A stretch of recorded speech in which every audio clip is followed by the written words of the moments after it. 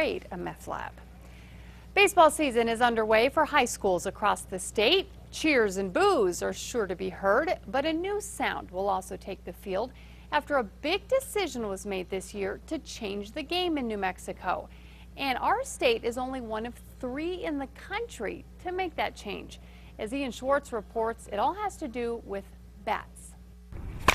El Dorado High School senior Cullen Oduwire is practicing on Friday like he always does. But something is different this year. It'll be like old school ball again. He's talking about the big change in high school baseball throughout the state this year.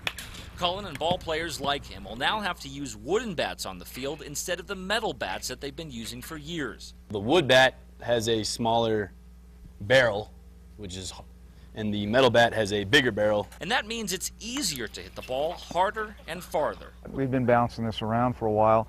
El Dorado baseball coach Jim John says it is about getting back to traditional baseball. He says teams have been racking up huge scores because batters would crush the ball out of the park using aluminum bats. That's led to the sport being less about all-around skill. After input from coaches around the state, the New Mexico Activities Association decided to go with the wood.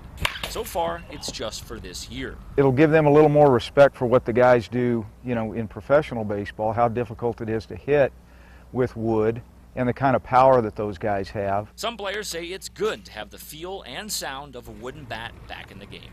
You know when you hit a ball well with a wood bat. It's a big difference between hitting the ball with the metal bat. In Albuquerque, Ian Schwartz, KRQE News 13.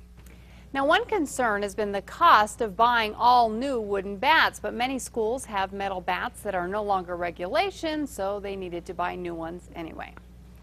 Well, it looks like